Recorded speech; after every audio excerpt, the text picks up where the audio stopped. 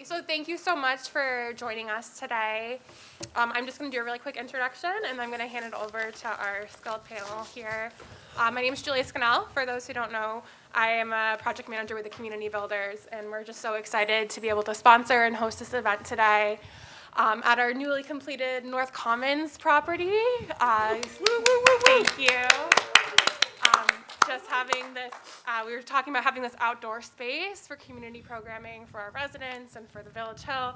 It's just something we don't see a lot at these kind of properties, so we are so excited to have the community support and ability to do that here in Northampton. So all I'm going to do today here is introduce a woman that you know quite well, your Ward 2 City Councilor, Karen Foster, right next to me. She's going to be our esteemed moderator for today's panel.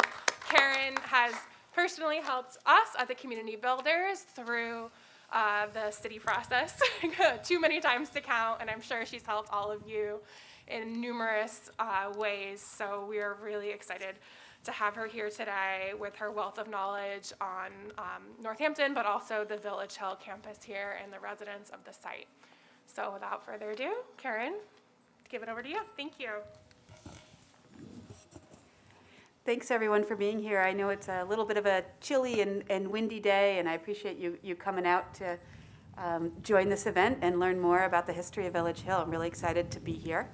I just wanted to introduce our other panelists so that you know who's sitting here next to me, and then we'll get started with a conversation.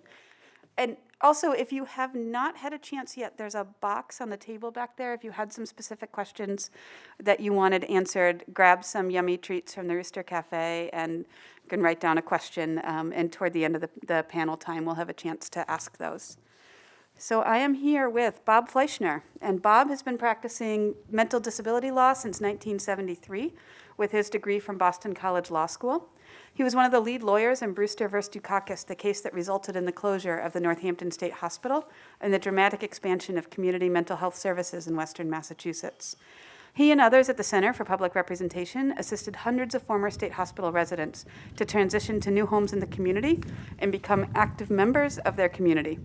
Through his legal justice, guardianship, and fair housing issues, he currently serves as the senior consultant with the Massachusetts Association for Mental Health, a nonprofit organization dedicated to educating, mobilizing, and advocating for those who use mental health services. Previously, Bob was the assistant director at the Center for Public Representation and used to teach at Smith College School of Social Work and the Western New England Law School.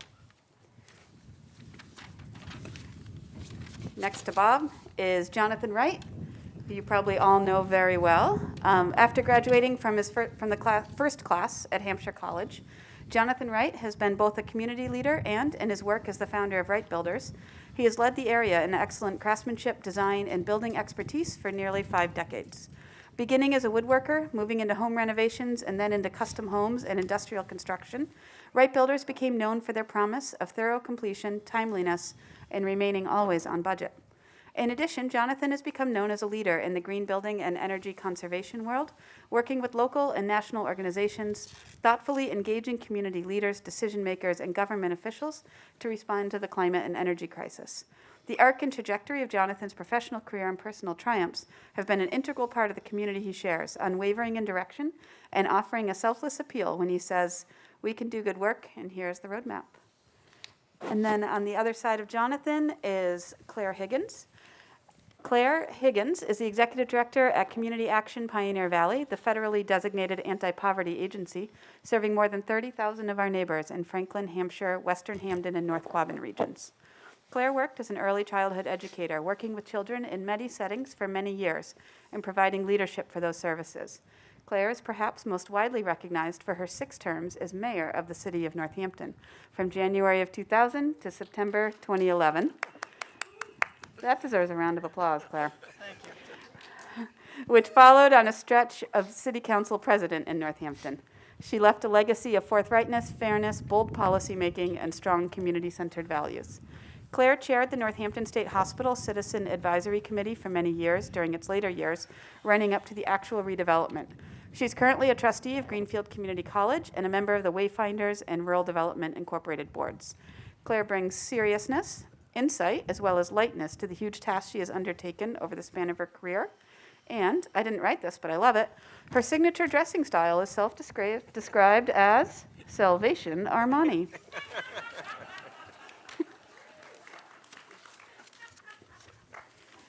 So now that we know that little tidbit, what we have in store for you today is I have a series of questions for the folks here on the panel who've been involved in the redevelopment from Hospital Hill to Village Hill. So I'll ask questions. Other panelists are welcome to ask a follow-up or to jump in.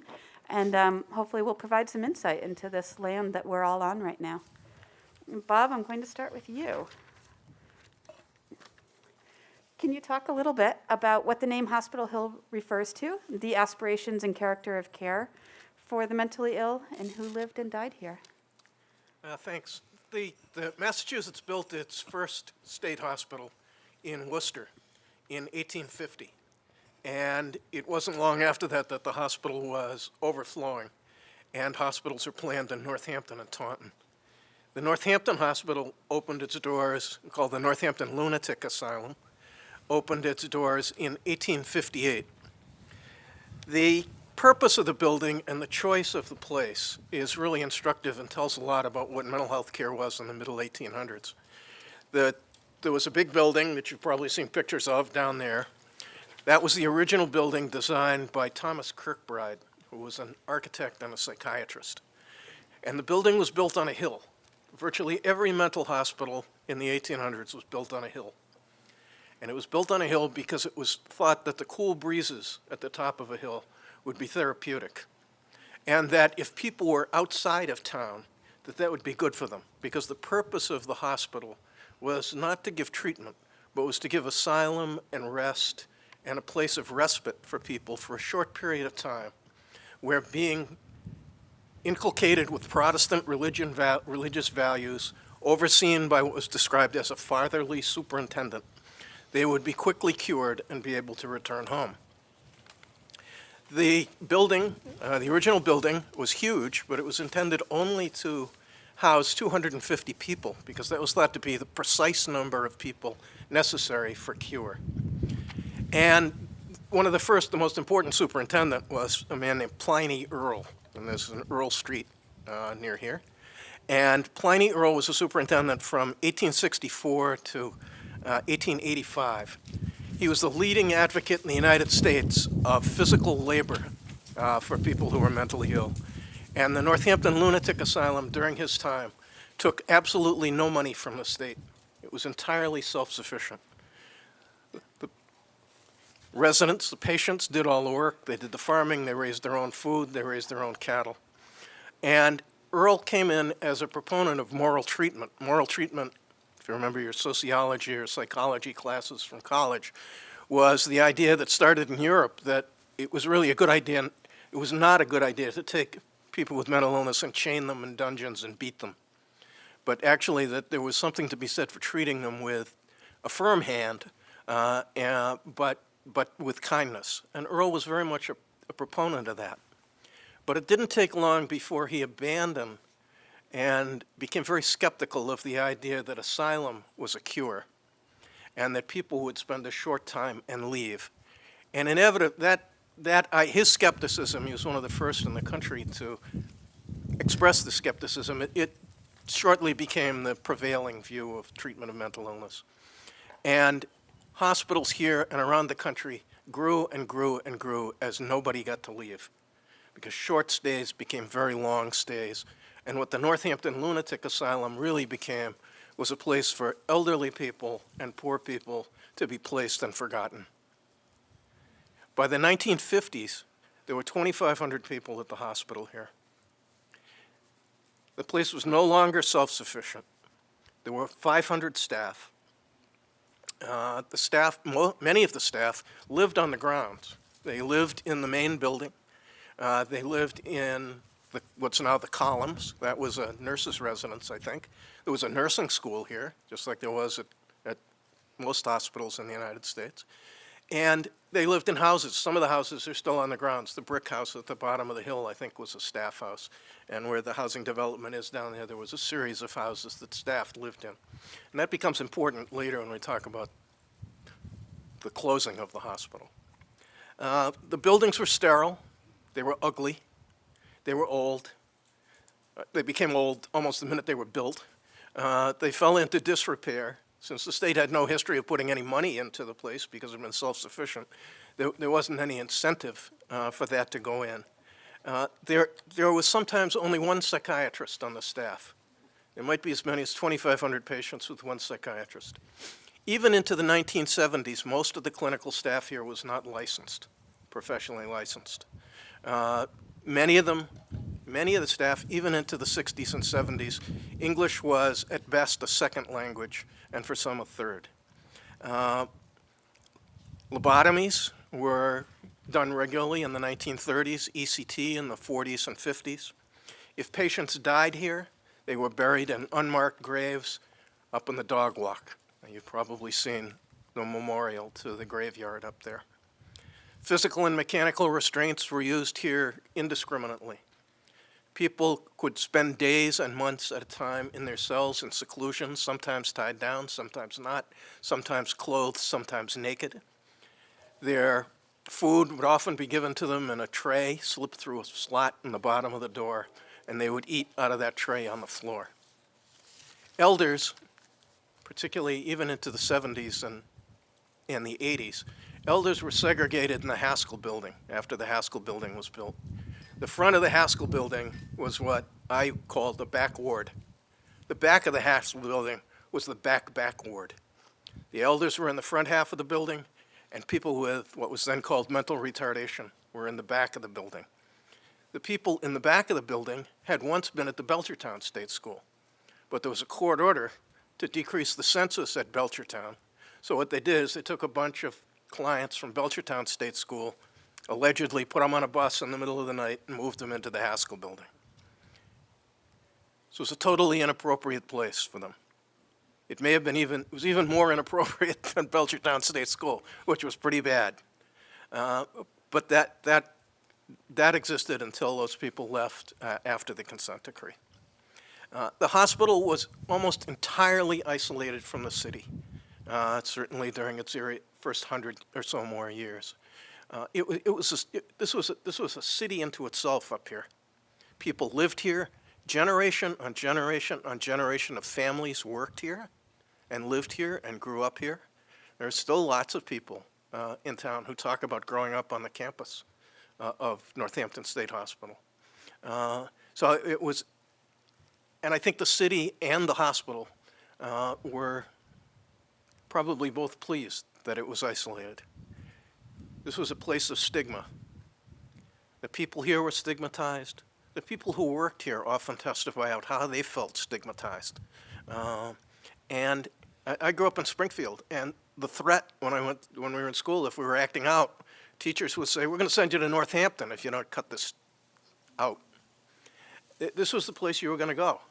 And it was a scary place for us then, and I'm sure it was scary for people who lived here. So that's the background.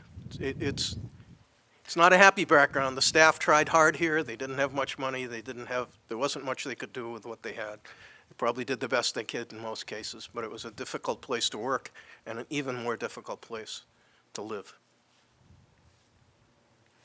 I just have a quick follow-up for you. Thank you for that history. After the decree to close the hospital was passed, it took a long time for the hospital to fully close its doors. Can you talk a little bit about that? Yeah, there were a number of things that led to the closing of the hospital here. Some of them were things that weren't unique to Northampton State Hospital. The name changed in the early, sometime in the 1900s.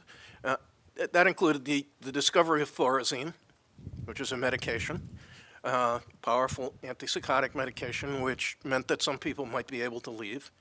It also was a powerful, and is a powerful sedative, so it changed the nature of the facility a lot. The second was in 1963, President Kennedy signed the Community Mental Health Centers Act, which put money into prevention and treatment and care, funded community mental health centers like the old Franklin, Hampshire Community Mental Health Center, which used to be down on Pleasant Street, I think. And the third thing was that the law changed. Civil rights laws began to be applied to people in institutions. So the law allegedly made it harder to get in, gave people some rights once they got in, and made it supposedly a little easier to get out. And what happened was that in 1973, Steve Schwartz, who was a lawyer at Western Mass Legal Services, where I worked then, began representing people here, and several years later opened an office here. It was the first full-time legal services office on the grounds of a state hospital in the United States. And when we represented people here, we got one message. We got a lot of messages, but the one consistent message from almost everybody we represented was, get me out of here. I do not want to be here. So we would work with DMH, we'd work with the Community Mental Health Center, we'd work with a small number of community providers, we'd convince Judge Morse and the district court that the person could leave, and then the question was, where are they going to go? And there was nowhere for them to go, or almost nowhere. So the answer was that a suit was filed in 1978 called Brewster versus Dukakis in the U.S. Federal District Court in Springfield. 2 years later, it resulted in a consent decree, which called for the gradual decrease in the population of the state hospital and the creation of the first system-wide community mental health system in the United States, comprehensive community mental health system in the United States. And as the question implies, the decree envisioned that all of this was going to happen in 3 years. We spent the next 13 years trying to enforce the decree, and there were a number of reasons for that. The first reason, and the first delays, were because the governor who signed the decree, Mike Dukakis, lost a primary election to Ed King, who was sort of the Donald Trump Democrat of his day. And Governor King not only had no interest in implementing the decree, he was opposed to it. So for 4 years, virtually nothing happened. And we just filing contempt motion after contempt motion, or things equivalent to that. And Dukakis the next time he ran against King, he beat him, and so that helped. Second thing that happened was that some family members were very much opposed to the consent decree. They felt particularly, they wanted the hospital to remain. The consent decree didn't call for the closing of the hospital, but they wanted the hospital here and strong.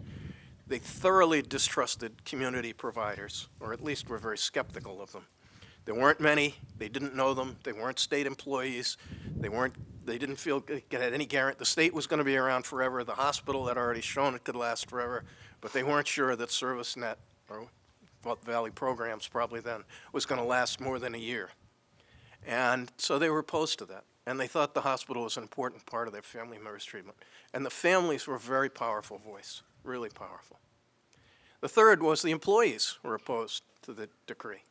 It was their jobs. For many of them, it was their housing. And they also thought that they provided a better level of care than community providers could provide. And the fourth was what became known as NIMBY.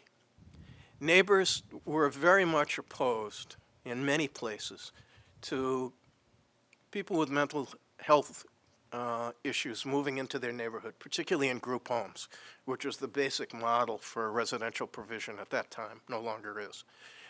And there were demonstrations and signs that the opposition from neighbors was, at least from my point of view, driven largely by misinformed stigma, by discrimination, by fear that was misinformed.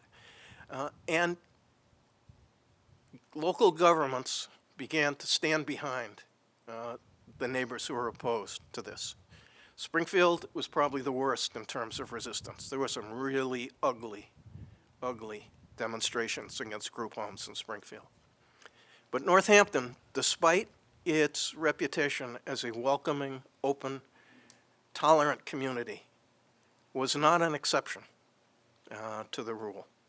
There was a lot of concern in Northampton, some of it expressed in terms that a feeling that Northampton was being asked to carry too much of the burden, that because of its openness and because of its liberalness, and because of its openness to difference, that this was an easy place to have people return to the community in. And there were programs that went in here from both Belchertown State School and from Northampton State Hospital. There were a lot of meetings, there were a lot of demonstrations, they were difficult meetings, sometimes they were angry meetings. I think eventually over time, as the service providers worked with their neighbors, and as people moved in and neighbors began to learn that their neighbors they might have a mental illness or they might have some other problem, they were just like them or their family members, the opposition decreased. But it really delayed things considerably. So I think that those are all factors in the delay.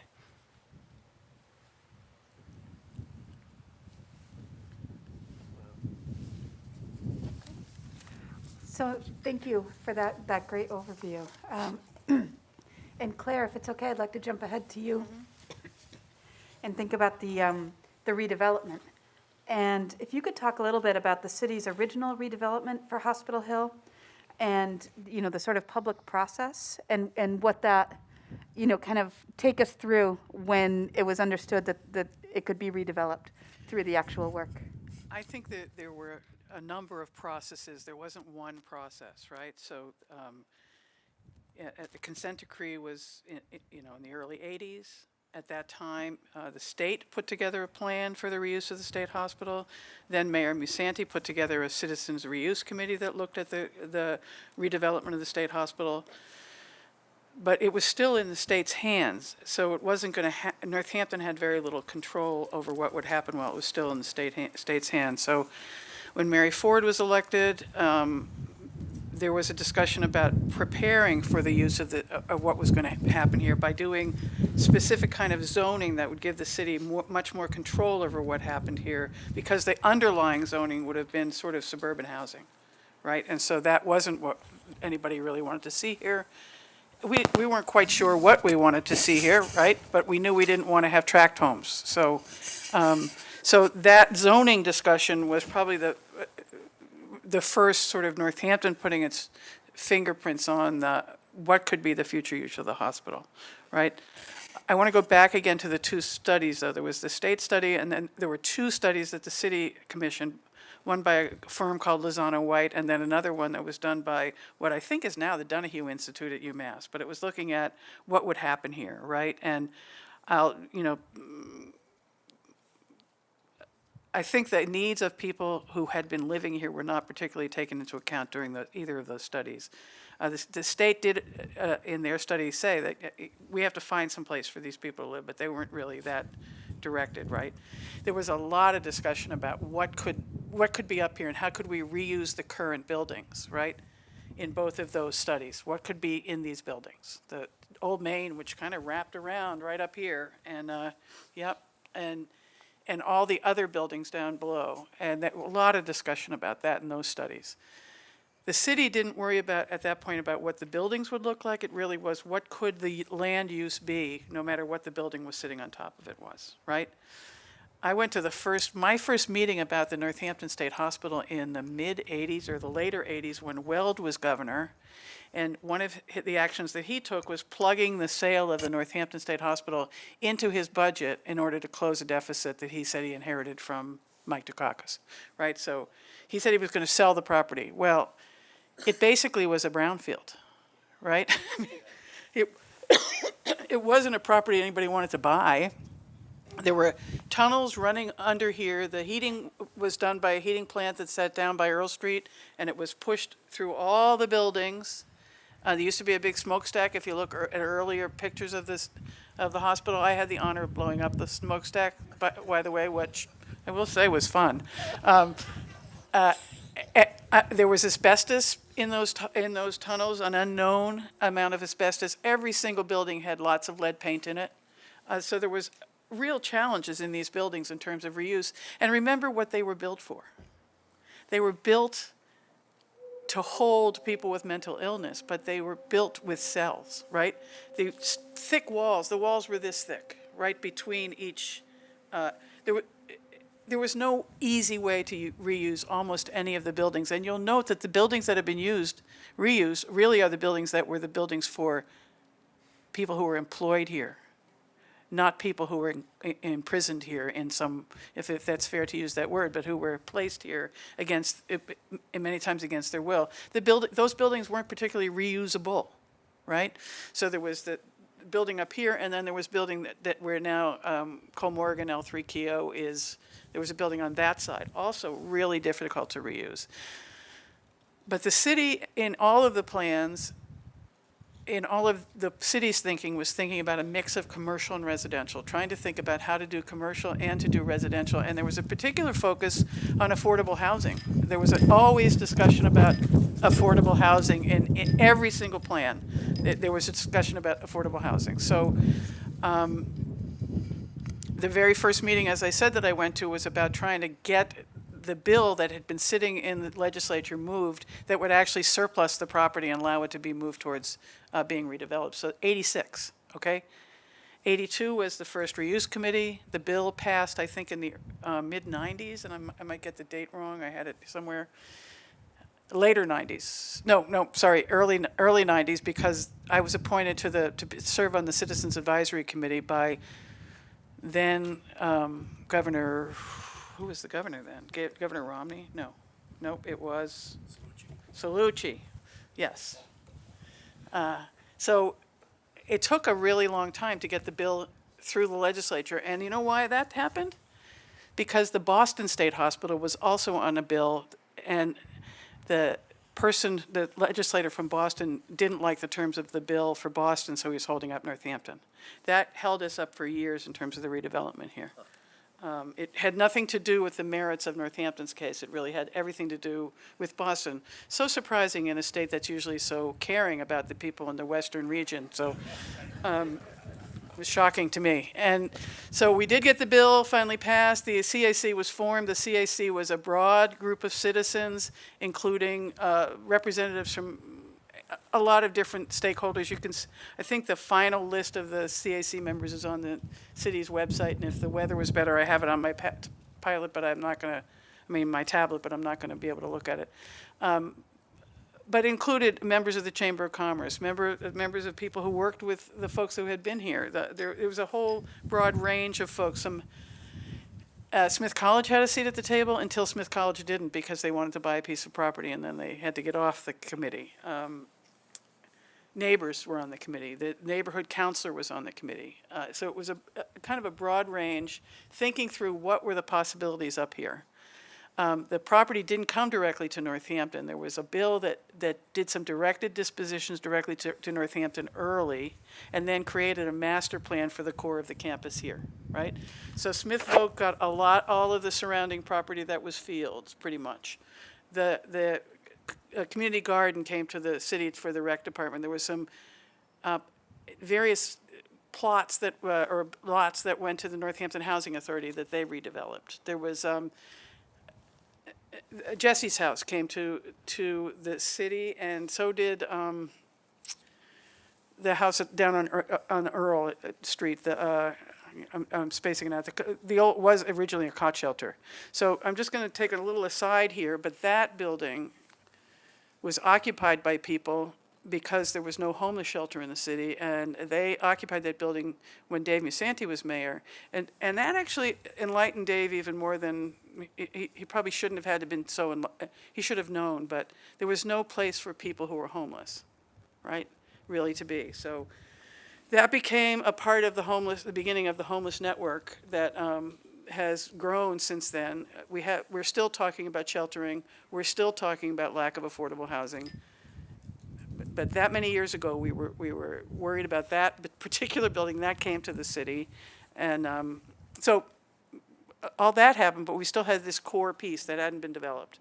So the goal of the CAC was to develop sort of the outlines of a master plan. The state would put it out to bid, and then developers would come in to bid on it. And TCB was one of the developers that bid on it, and the other one was a group out of Vancouver whose name escapes me, but they actually was successful bidding on Belchertown. Belchertown still isn't redeveloped, so I think we made the right decision in terms of TCB, I'll just say.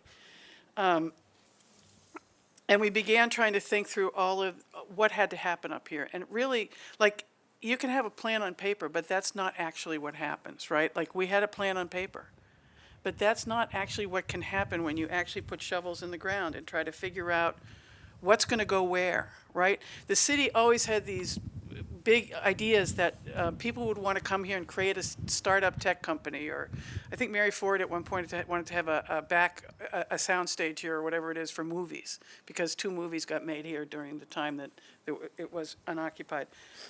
Nobody was going to do that, okay? And people didn't really want to even come up here for office space particularly. That was not a big sell in the, so it was in the original planning, but it didn't end up being something that was going to be doable up here, right? It wasn't going to happen.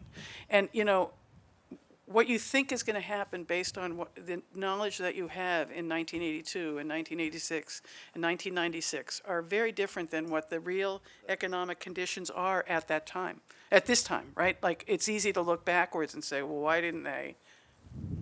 Because there were different conditions then, right? So here's where we are today. But I think there was always a consistent thread that we needed to do affordable housing. We always knew that we would be open to businesses locating here if that made sense.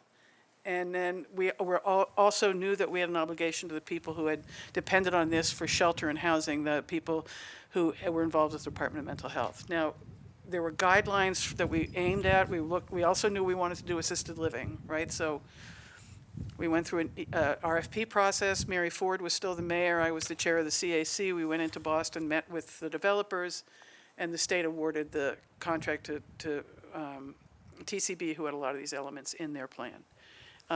Ultimately, mass development, it was easier to transfer the land to mass development and then have TCB take down the parcels as they needed them rather than do the transfer of all the land to community builders. I think there was some politics involved with that, but some of those people might be dead, so I won't disparage them now. But we got the right a developer, and then we got the land in a place where there was some juice to go back to the state and argue for the money. I want to just make one more point.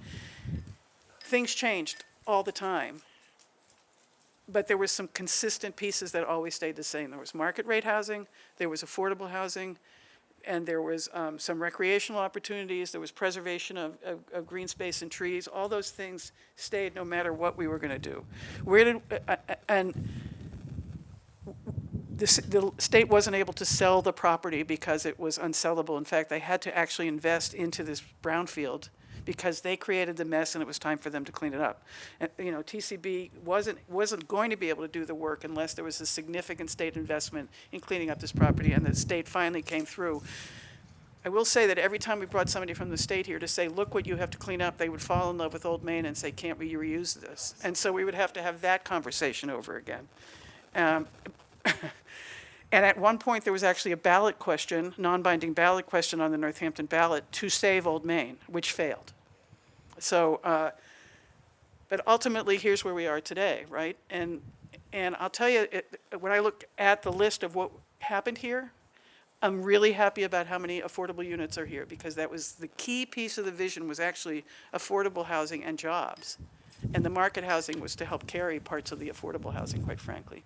And then I'm really happy with the fact that it's a children-friendly neighborhood. It's a place where people with families with kids can be, because if you look at the demographics of Western Massachusetts, we're getting older and older and older. And if we don't make places where kids can be, there's not going to be anybody in the nursing home for us.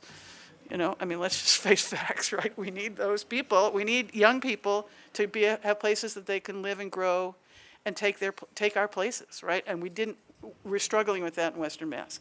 This is the kind of community that allows people to come, move in, raise children, and that's really important. And I think we failed a little bit on the needs of the people with mental health challenges. I think we need to have more of those units here, quite frankly. And we didn't reach the level that we should have reached. There was an argument made that the Northampton shouldn't have to carry all of those units. They should be dispersed through the 4 western counties. That was the catchment area for Northampton State Hospital. I don't think we've done a great job in the other 3 counties either, right? So this is a challenge that we have to continue to work on, is what kind of supportive housing can we have? Because where are we today? Today, we have more street homelessness than we've ever had. You know, the street homelessness is connected but not entirely caused by mental health challenges, right? We need to have permanent, supportive, affordable housing for people so that they're not having to live in the woods or on the street or wherever they're living. And that's the piece I think we failed on, and we still need to do a lot more work. So I hope that was enough fast talking. No, that was great, and if you caught me looking at my notes, I wasn't asking you to hurry up. I was just like, preparing myself. Yeah. I appreciate that. So Jonathan, I think that's going to bring us to you. And as the first home builder to develop at Village Hill, what were your considerations before purchasing lots and for single-family build-out? And what did it look like before the houses on Olander were built? Like, kind of, what did you start with? Sure, thank you. So I'm going to give you some reflective anecdotes here, but as you probably know, developers are one step above serial killers in most communities, and so when Meg and I decided to live here, that's against the rules. You never live in the place you build because everybody, hates you. And so there was a different kind of a dynamic that we wanted here. But I want to just give you some reflections going back, if I could. My first visit to the state hospital was in 1976. I was 23 years old. I became a board member of Incentive Community Enterprises, which you may remember. And at that time, they were running sheltered workshops for the patients here in the basement of Old Main, like sorting the red buttons from the yellow buttons and the yellow ones from the green ones. And we brought in a guy named Joseph Campbell, who took over the organization really to redevelop the whole concept of the workplace for people with a variety of disabilities. So that was an exciting time to be part of that. And I think there was really good contributions made to people's way of life in that period. Old Main at that time, William Goggins was the last superintendent. That's Pat Goggins' father. Pat Goggins grew up in a brick house, it's gone now. And the way that they knew that spring had come when the windows were open, now we listen for the peepers. They would open the windows and they would hear the howling from the residents. Beautiful carved wood lobby. You mentioned the architect. The beautiful carved wood. It was gorgeous staircase. There was an oval steam table for the food that had this iron and glass rotunda over it, skylight, like one of those, the Crystal Palace in London. It was an incredible piece of work, and that particular mode of treatment, as Bob mentioned, was on its way out, which was a good thing. But my impression at that time was, this is really a gorgeous place. What is now the Columns was a residence for male attendants. It was built in the 1930s at a time when there was huge fear about buildings burning, and there's no wood in that building at all except the doors. And some of you has iron roof trusses with concrete slabs let in that have slate pinned to them. At the end of time, when the dinosaurs come back here, that building will be here. It will be here. It's a brick, house. It's incredible. It had a 17-foot deep basement, and the tunnels were mentioned. Food was brought to the residents underground in tunnels to the staff. A later tour of Old Main, I got to go upstairs to the chapel. I don't know if you ever saw the chapel. It's an incredible building. The chapel probably seated, 200, and it had a curved balcony 75 feet across that was unsupported, no posts. So the architecture of that building was extravagant in that way. It was 560,000 square feet in the end. It was a huge building, everything from this grandeur to these 7x7 brick cells.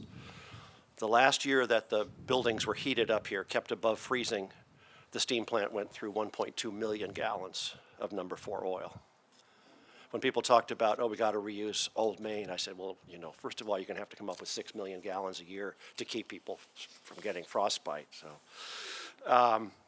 the demolition of Old Main was a sore topic, but in the end, They did a good job, and 3 million bricks were salvaged and cleaned, and most of them went to New Orleans after Katrina. After that, until the decommissioning ceremony, it was pretty much vacant up here. One of the things that Claire mentioned, the demolition of Old Main, excuse me, the cost for demolition and infrastructure deconstruction led the property to have a negative net worth of about $4 million. So here was, we're going to sell it, and the state will get a lot of money. Actually, no. That was a negative, negative net worth, and that was in that same period of when TCB was recruited to be part of it. Mass development was brought in because someone had to hold the property and someone had to acquire the grants and manage that master planning process. This was not in anything that a private developer could even think about. I mean, the amount of money that needed to be invested now totals somewhere around $24–25 million of public money, federal, state, and local, to get this to happen. And that's not a private enterprise. So that partnership with Mass Development is what made this happen. And this was to be the model for other state schools and state properties. They wanted, let's show how it can be. And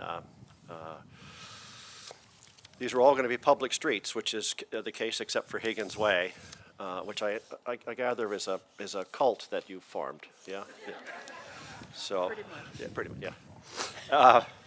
Public streets, big deal, not to have all this infrastructure in private hands, all that. You can't have, get anywhere near a notion of affordable housing if you have private streets and all the maintenance in that, under that burden, I guess I should say. The first redevelopment here was on Ice Pond Road, and this was private single-family homes, and there are 4 or 5 single-family homes there that are on a 99-year affordability restriction, and we built those for TCB. We bid that at that time, which is what, 1986, 7, somewhere. It was in the early 90s. Was it later than that? Yeah. Yeah, it was actually mid-90s. It was? Okay. Yeah. Yeah, well, I'm showing my age. What did they say about 5 decades? Earlier.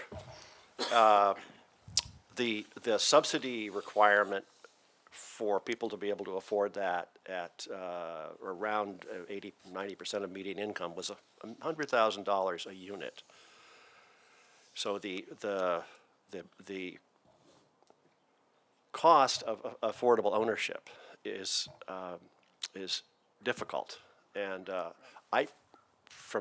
having been to the housewarmings for some of those folks, and to see the tears on their faces when they were house secure for the first time in generations, I will tell you that $100,000 is cheap.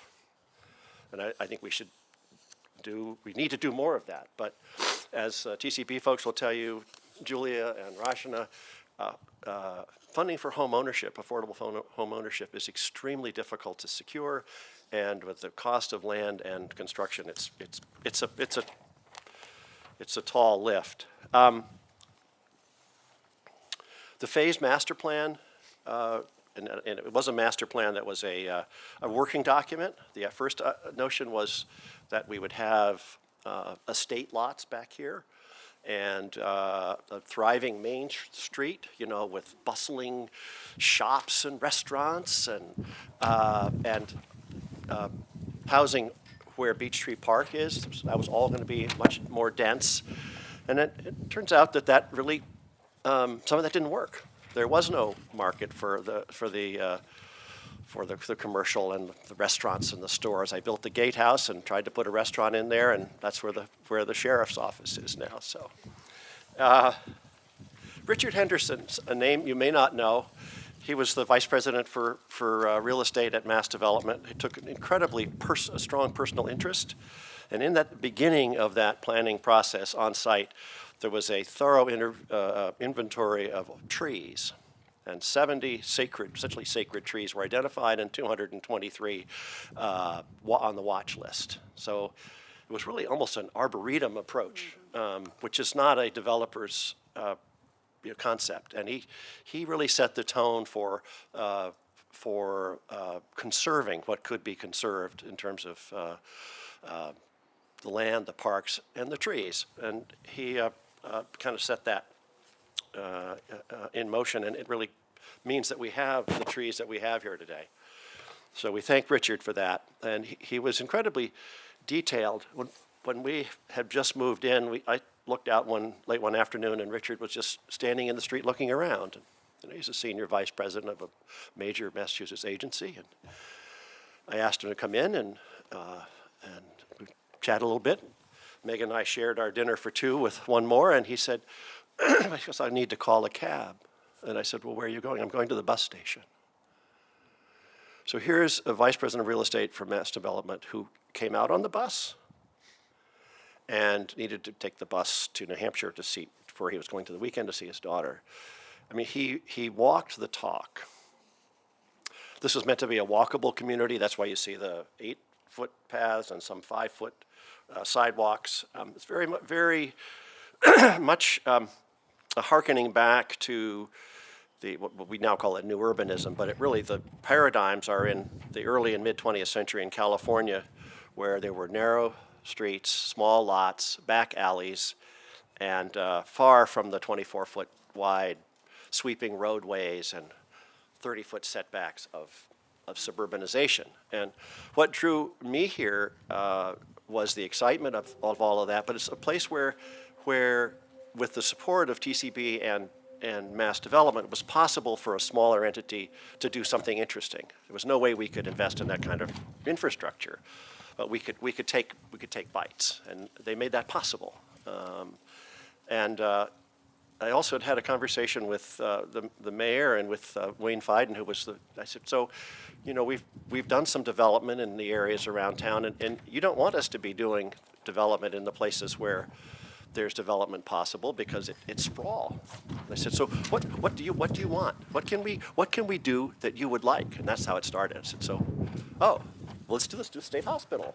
And so that's how that really came to be.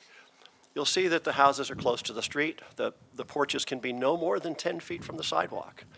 And most developments are like 30 feet, got a separation. But it's intended to be small lots, people close together, so we can communicate, we can have informal relationships. And I believe that is incredibly successful. You'll notice that when we started Eastview, we showed gates getting into into that courtyard, and they said, no gates. And I said, well, you know, kids make it come down on those railings on their skateboards. And Claire's predecessor said, it's the way it is. And so it was really the ethos of Mass Development saying, we're not going to have a series of enclaves. This is going to be a wandering kind of integrated feel, and that made sense to people. If you look at Eastview, you'll notice that it has roads around it. Those don't belong to Eastview. So what we were able to do with that lot is to just to create the housing in the garages, create the courtyard. We could only do that because the pavement around that belonged to TCB, and Mass Development and TCB could arrange for us to create those easements so that all of that paving got double use. Otherwise, it would have just been paved in the courtyard and you look out at your cars. So the ability to collaborate with the use of frontage and utilities and access and work out those easements was unique in my experience, and I've learned since is really a unique contribution that the planners made. My first walk down Olander Drive, which was roughed out with Governor Patrick, you notice that beautiful curve comes. And that's a necessity based on the site, but that is one of the many hallmarks of Rick Klein, who was head of Berkshire Design Group, the late Rick Klein. And that detention basin that is behind the Olander houses, which looks like a sort of piece of a water course, it's just a detention basin, but it was designed by somebody who understood that for people and for creatures, something that is more naturalized rather than just a shoveled thing full of gravel makes a very different experience. So it's been a wonderful process for me and for us to enjoy that.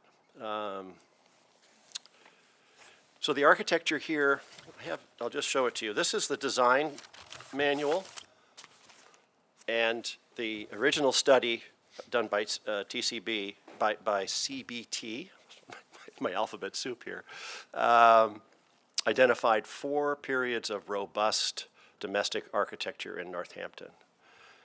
Colonial, Greek Revival, Victorian, and arts and crafts. And so everything that we were allowed to build in those styles is codified with the buildings that are like that around Northampton. It's a pretty amazing piece of work. We were at the front of the line there, and it was heavily enforced.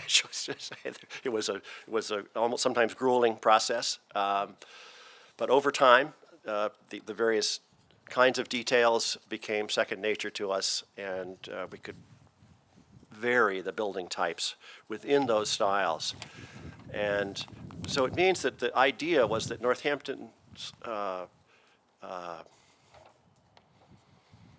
eclectic collection of buildings would be reflected here. This would not all look like the same, building A and building B going on forever.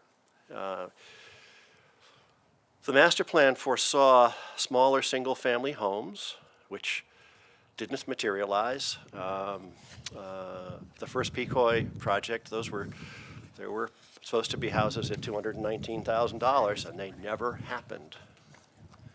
The Main Street buildings we talked about, there was a concept for mansions. So where Christopher Heights is, in that area, there were going to be these mansions. And these mansions were big buildings like some of the larger homes around Northampton, but divided up into smaller dwelling units. And the architecture just didn't make sense when you got done with all the stairways and the hallways and the fire separation, and nobody has a yard. But it was an interesting concept, trying to figure out how to take like an Elm Street mansion, make it bigger and make it into 4 units. So that did not happen.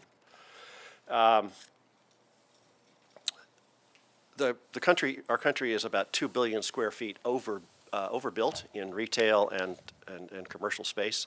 So there just was no market for that. And so Eastview and Westview, we had to figure out how to create a feeling of street front there, but they're residential. So it was a challenge, but a fun one, and I think it's been very successful. The estate lots vanished. Carter Scott arrived and vanished, and with him, a lot of people's money. And now we have the best answer possible, which is this building that we're in front of today. What else did I want to tell you? Do you want to note that the zoning here, in terms of the density, reflects the kind of zoning that's true in the neighborhoods that people love in Northampton. This is how close together people are in other parts of the city. They're not sitting on big lots with lots of separation.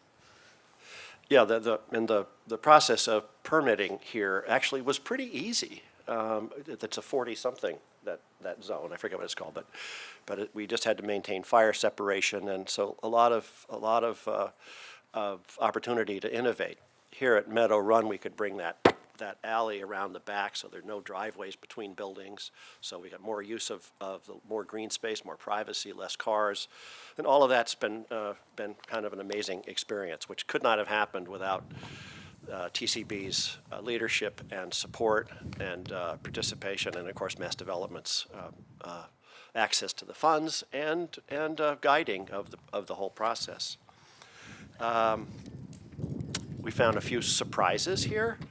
This is all urban rubble. So the first checklist on our LEED certifications, and all our buildings here are LEED certified, is this is a reused site. So we're not using farmland.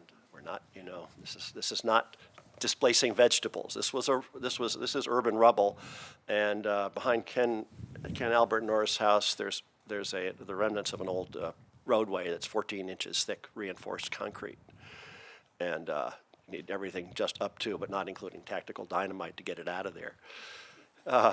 Further up on Olander, there was some strange rubble, stone, almost like cairns for stormwater underground. And then right over here, that beautiful beehive brick stormwater cistern that we found under Emmy Clausing's place when we were digging that out. So there would be always some excitement when we would dig. And John Brady, who's not here today, but our beloved neighbor and geologist, would come every time there was a hole. He would come and he would look, because all those holes would, to him, would be part of the story that he'll continue to tell us when we have our tour about how this glacial drumlin was put together over those many eons. So those are just some kind of anecdotal things about why the place looks like it does, and I think there's a lot to be proud of. It's interesting that I had such a different visual memory of Old Main, and of course of a different experience. But I'm delighted that we have the memorials for the patients here, the Memorial Park and up on the hill, and we live in a place that is sacred because of those lives that were lived here and lives lost here, and it's something we treasure and need to remember. Yeah, the beauty of the Kirkbride Buildings was for the staff. It was not for the patients. There are Kirkbride Buildings all over the United States. In Iowa, unlike what happened with Old Main here, Iowa has preserved its Kirkbride Buildings and turned them into museums, and it is really spooky. In one of the Kirkbride Buildings that I've been in Iowa, the sort of remnants of things that were used at the hospital. And next to the tank where people were submerged in ice as part of their treatment is the dinner table with Wedgwood china on it. I mean, it's really, Kirkbride and these architects had this very strange view of treating people with real decency at the same time they were torturing them. It's a very, very strange experience to go through some of these buildings. I went through much later, when the copper had been stripped out by people who broke in, and when the paint was sheeting off the ceilings onto the floor. And that's when we brought around the people who wanted to reuse the building to say, do you want to reuse this? Okay, I mean this. And I remember the first time walking in and just tears welling up, because it was haunted by the people who had lived and died there in a way that there was no way to make that. I'll tell you a story. I met with a guy who worked for Mary Ford, Mike Vito, who told me DCPO, which was the state agency that held the property, wanted to redevelop it, and they thought maybe a hotel.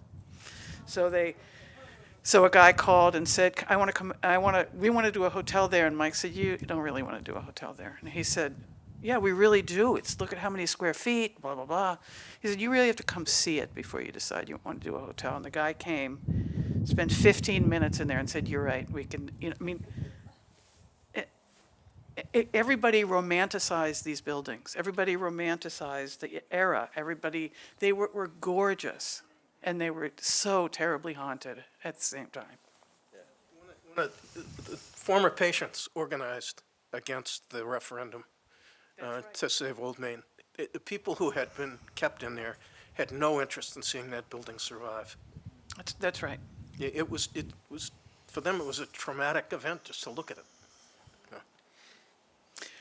I'm a big, fan of antiques and old buildings, and I was raised in a house that was very old, and I love that. And there was no way that we could ever do that. And what saved us from even talking about it anymore was the change in the building code that meant that you had to make them earthquake-proof. Remember that, Jonathan? Yeah. The seismic code? Seismic and fire suppression. That was It was like, done. oh, great, we can't do that. So it made us not have to have the same conversation over and over again with romantics who wanted to save the building. Yeah, those 16-inch thick brick walls between the cells were not suitable for a hotel. So there was as you saw, a wind gust blew my notes away. So they're upside down and out of order, which is great because I'm going to go off script for a second.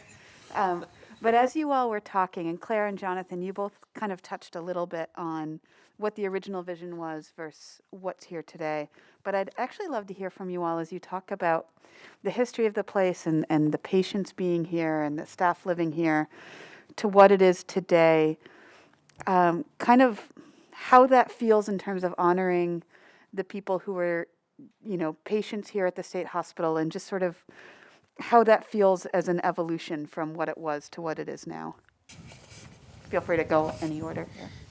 I think I tried to say that at the end of my remarks. I don't think we've done enough. I don't think we've done a good enough job. It doesn't necessarily have to be here, but we should be doing so much better in terms of housing for people who are marginalized for any number of reasons, whether it's income, infirmity, disability. We are people are woefully underhoused, and it's a crime that we have people living in the woods, living in the street, no place to go, right? A report just came out a couple weeks ago from Wayfinders about the fact that we need 17,000 units that could be rented at $500 a month if we want to meet that shortage, right? $500 a month is pretty much what you can afford if you're working a minimum wage job, right? So we don't have the units. And so everybody really loves people to build housing somewhere else, right? But we actually have to build housing here. And we have to build it not just here, but in Amherst and in East Hampton and all throughout all of the 4 counties of Western Massachusetts that make housing accessible and affordable to people who we want and need to live in our communities. Right? We want people to be working in the stores. We want people to be teaching kids. We want people to do all those things. Where are they going to live? Right? Well, the cost of housing nationwide is certainly reflected in the cost of housing here and all of the moving parts of land and materials and development and utilities and so on. So that arc is getting markedly worse. And we built, Wright Builders built some affordable duplexes in Belchertown for the predecessor to Wayfinders. They were called HAP. Same organization, new name.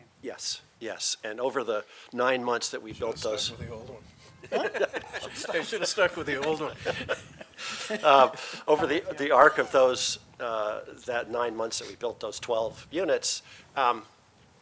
The organization said, well, it's great that we have these 12 units, but the need has grown by 300 units in that time. And the sense of just peddling and without having a larger piece. And Mass Development had to go back to the state legislature in the budget to get money to do this. And part of the way that got offset was by setting some level of market pricing for the lots, and so that there are a lot of moving parts there, and I don't want to go into the funding for tax credits, but the brilliance of tax credit financing, which is really a public subsidy by the back door, is the only reason we can have a incredible facility like this, 52 units, that's passive house certified and actually meets the housing needs of the community. Can I just point out that we have basically stepped away from thinking about housing as a public responsibility, right? It's a private good. It's a piggy bank for people. If you have money, you have a pretty full piggy bank because your house goes up in value. If you don't have money, you're shut out of things beyond just housing. You're shut out of lots of other opportunities. Most critical for me as a person who cares about kids is you're shut out of stability for your kids in a school system. Those families that were able to buy, that first set of families on Ice Pond, those kids have graduated from our high school, right? They have had that stability that's necessary for, I'll start with mental health, and then I'll start with physical health, and all those key social determinants of health start with stable housing. And that's the place where we're really woefully,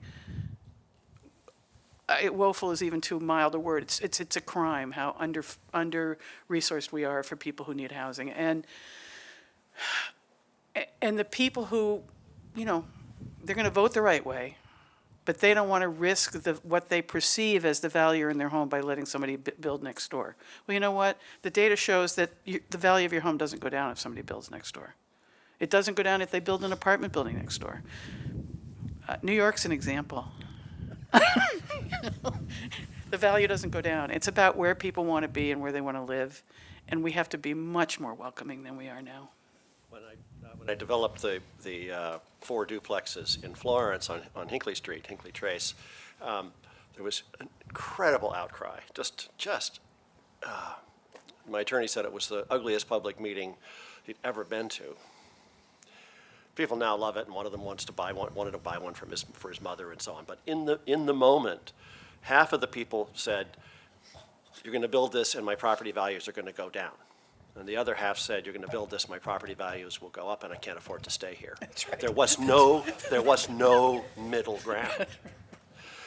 They were redoing the street. They said the street's not wide enough, and the city said, we're keeping the street narrow, and you're going to have to park on the street because that's traffic calming. And I remember Mayor Narkowitz saying, well, I get 2 calls. One is, you fix the road, people drive too fast. And the other is, why didn't you fix my road? So I think you've had a few of those along the way. Potholes are natural traffic calming, but nobody really likes them, right? So, I don't know, Bob, what do you think? I mean, Well, I was thinking of when talking about the protests for those buildings. I was remembering, forgotten who, I think it might have been the Center for Human Development, was putting a group living facility into the Pine Point neighborhood in Springfield. And it was about 2/3 of the way down the street.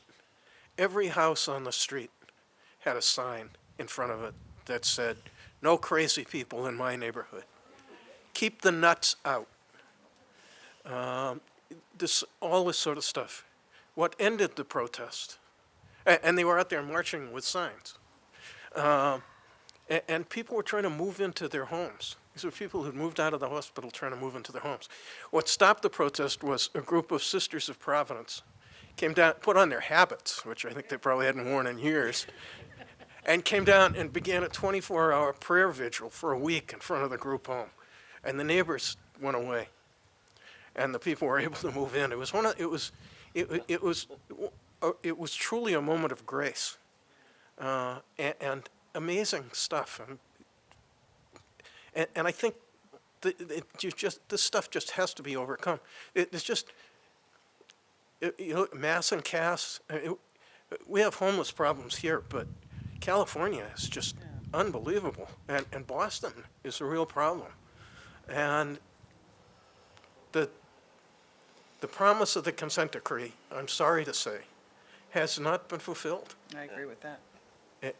And that's because as soon as the court disengaged in 1991, the state started cutting the budgets. And the Department of Mental Health, for 10 years under, who's before Baker? Now you have to remind me. Under Weld. It was Weld, and then Deval Patrick. And under Deval Patrick, the Department of Mental Health's budget went down, while the Department of Corrections budget nearly doubled. And we were sinking money into prisons. I spent a lot of time in prisons as a lawyer. And they are not happy places. And there are people in there who are, these are not people who are refusing mental health services or don't want mental health services. These are people who can't access them. And our society just, we're starting to the prison population in Massachusetts decreased enormously in the last 4 or 5 years. And we're I think, headed in the right direction on that. But the Department of Correction budget continues to go up. And we just have, if we put that kind of money into housing instead of into prisons, we wouldn't need as many mental health services, and we'd be putting our money where it mattered. And Claire's absolutely right about that. As an early educator, what you watched in the classrooms was kids playing house. Like, what's the first game every kid plays, right? Like the first pretend game. It's house.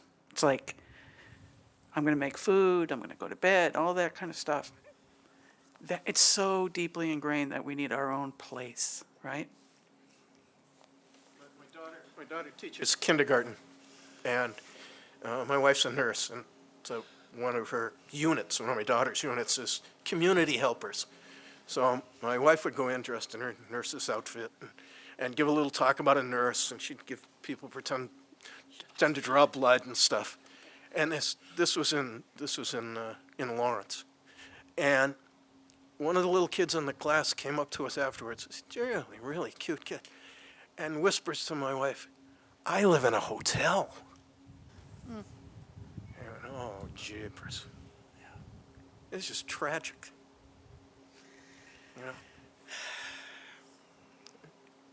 You know? It just, stability for people is what makes the difference. Like, people need a stable place.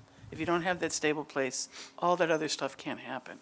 And we took away the hospital, but we didn't fill that gap. And it was the wrong place, right? But now there's no place for too many people. And what the consent decree did is it filled a lot of the gap.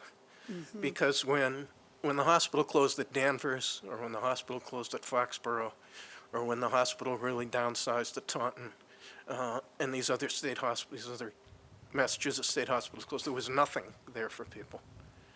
At least here, there's the foundation of a pretty good community services system with very experienced providers, with very sophisticated, with sophisticated people running a service system. It's woefully underfunded. But at least it's here. And I don't know how we compare on homelessness to other parts of the state, but I do think that there's more for people with mental health challenges here than in other parts of the state, certainly in other parts of the country. The biggest reason for closing William Weld was the biggest proponent of closing state institutions because he saved a dime. Yeah. He saved 10 dimes, Yeah. and he didn't have to spend one. And if you're in New York State and you want to save money, you don't close prisons, but you close hospitals. Yeah. And Medicaid picks up the cost. So you shift 50% of the cost to the federal government or more in poorer states. So it just is at least here in this part of the state, we had the foundation built the foundation of a good community mental health system. And it was one of the very few times when this part of the state was looked to by the other parts of the state as the leader. Yeah. As people paid attention to what was happening out here. And the fact was that they were pissed. So we used to go to these meetings in Boston and people would scream at us because they wanted the money that was coming out here because of the consent decree. And that was kind of a happy circumstance for a minute. I was at a speech once, the Chief Justice of the State Supreme Court at the time was presenting, and he happily announced that he was very happy to be in Western Massachusetts. He didn't get to get out to Framingham very often. So, you know. Yeah, I think many of you know that in my day job, I work with people who have disabilities and veterans and seniors. And just last summer, I was out running a cycling program with veterans.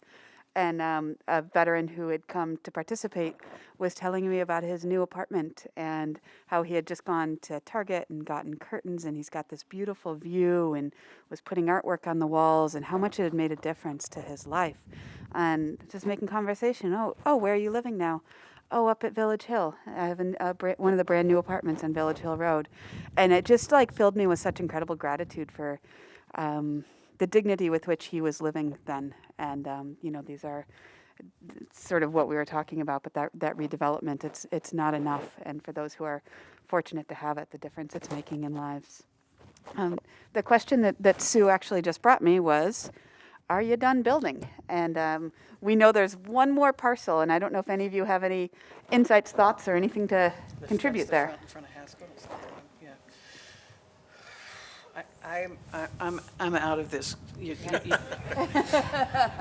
So I have actually, other problems to deal with. so there's a beautiful set of street trees there. And if those were to be preserved, there isn't enough room in that lot to build anything and have parking. So I remember talking with Beth Murphy and Richard Henderson 10 years ago, and probably didn't trickle down to Clare, but the Department of Mental Health, which owns the rest of that parcel, needs to give some into that parcel so it actually could be developed and keep the street trees and keep that whole entrance in the visual and sort of arboretum stage that it's in. There needs to be more space there, and then you could do another building like the 30 Village Hill Road? Yeah, something like that. The Haskell Building's still run by the state, yeah. And I'm not sure we necessarily want that to not be there, not have the state presence. I think there's there's a tendency for the state to move their offices places where people who can't necessarily get them. I don't know if people know, but there hasn't been a welfare office in Hampshire County for 20 years. So if you're a poor person, you have to go to Holyoke to get your services. Isn't that telling? So I would rather have a DMH office here, and not the most attractive building, but at least the services and the people are here and they have some sense of what's going on here. So I would not want to lose that. If you want a sense of not what Old Main looked like, but what G Building looked Yeah. like across the street, Yeah. just walk around. I don't know if you can walk around Haskell Building, but it's the same kind of design. Not quite.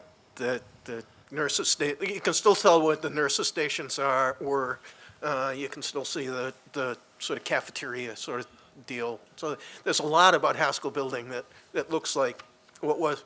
It was actually, I think, 3 or 4 buildings across the street. Yes.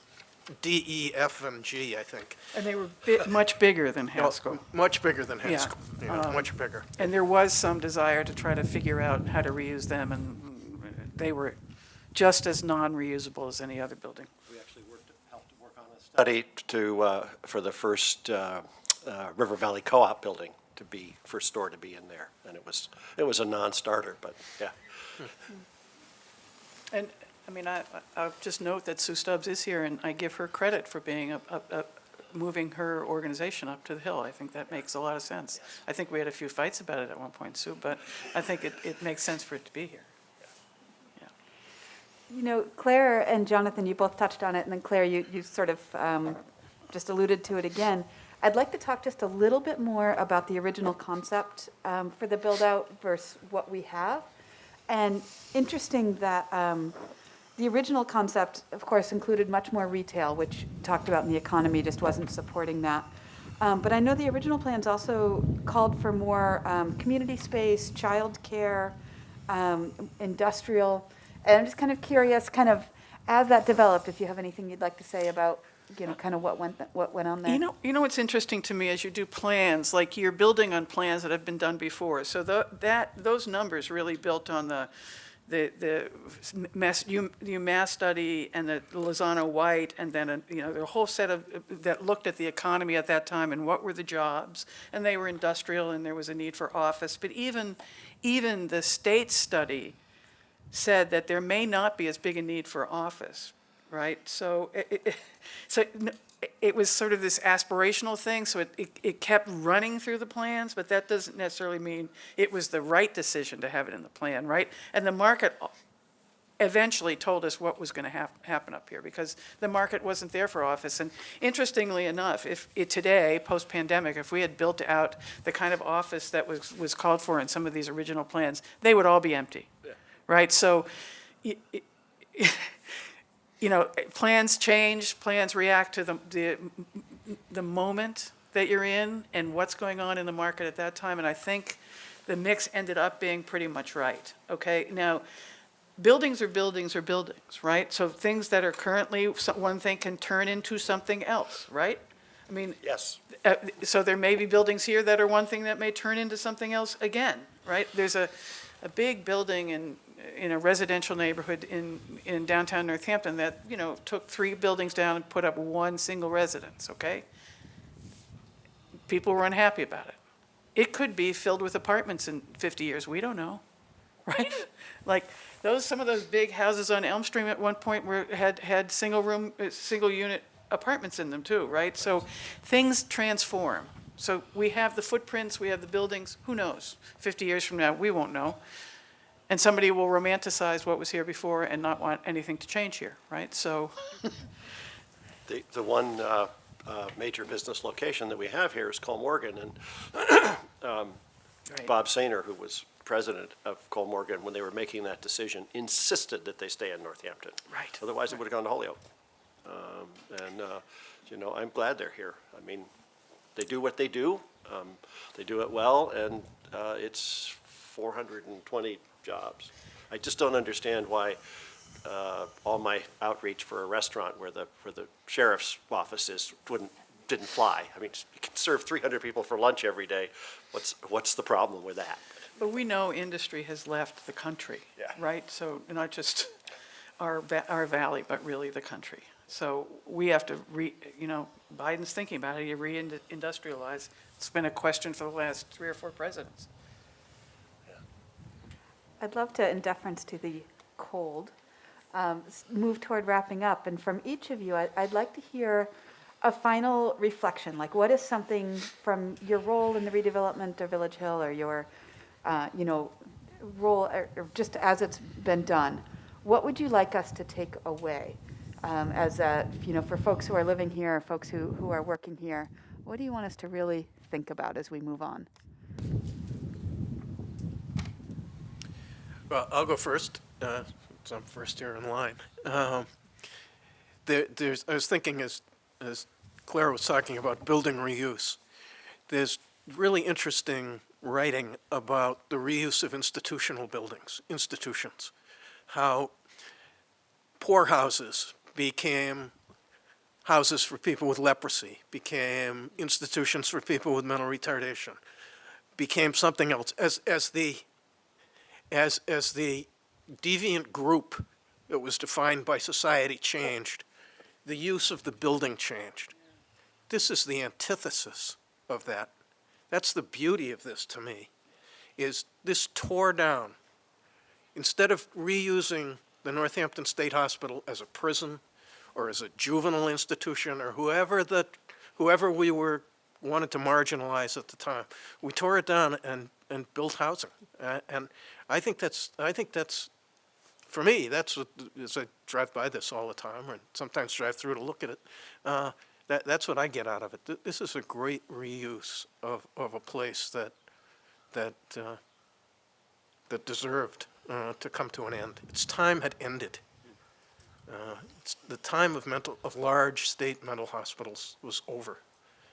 And rather than getting repurposed to lock somebody else up, it freed a lot of people to have nice places to live. So that's the lesson I take away from it. Bob, that's beautiful. As I think back on where we've been, I wish that we had affordable ownership. And we tried to do it in Greenfield, lost our shirts. We've talked with TCB about ways to participate. It's really hard to do, but housing security in some form is something that all of us who live here take for granted. And I do think that part of what we have in trust here is to carry that forward, to take the gift and the trust of housing security that we have in this place, this storied place, and put it to work. Help others figure out a way to support people around us and make that an active part of our community life. Not just focused on our own well-being and our own activities and governance and other things, but see what it is that needs to be done and pay that forward as a form of gratitude for what we've been given. I can't say it any better than that. I think that's right. And we have an obligation to do that, right? We have an obligation to make it better for the next generation. So this is a little down payment on that, and I'm really happy about that. But there's a lot more housing needed, and I think we all have to say we want it to happen, as opposed to say, yeah, we want it to happen, but not here. We have to say we want it to happen, and we want it to happen here. And if we all were to do that, we'd be a lot further along here. There's a few other things that need to change, some government pieces that need to change and so on. But the first step is for us to say this is an active thing that we want, and we are going to make it happen. We're going to make it happen collaboratively, and so that's our next charge, right? Might have to take vows and put on our habits. I've eluded that successfully till now. That's what's coming. That's the Higgins way. The Higgins way. It's the cult. Actually, I want to talk about Higgins Way for just a second as a wrap-up. But, Claire, you were talking about, a place for children, and Jonathan, you were talking about the sort of intentionality of the design and encouraging social interaction.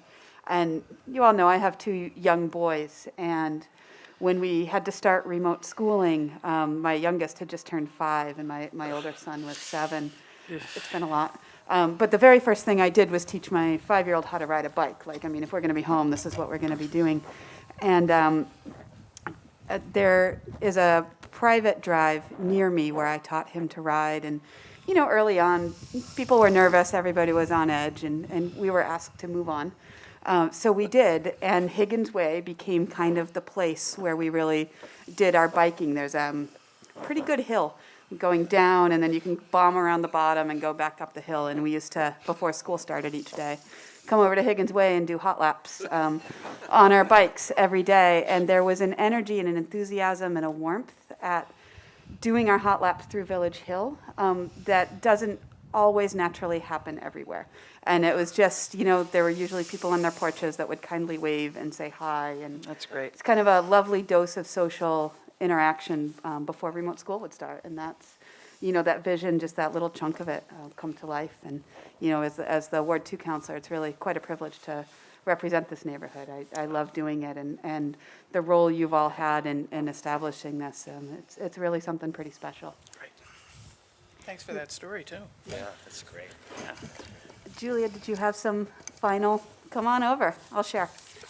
Oh, my God, it's very cold. So thanks so much. We good? Okay. Thanks so much, everyone.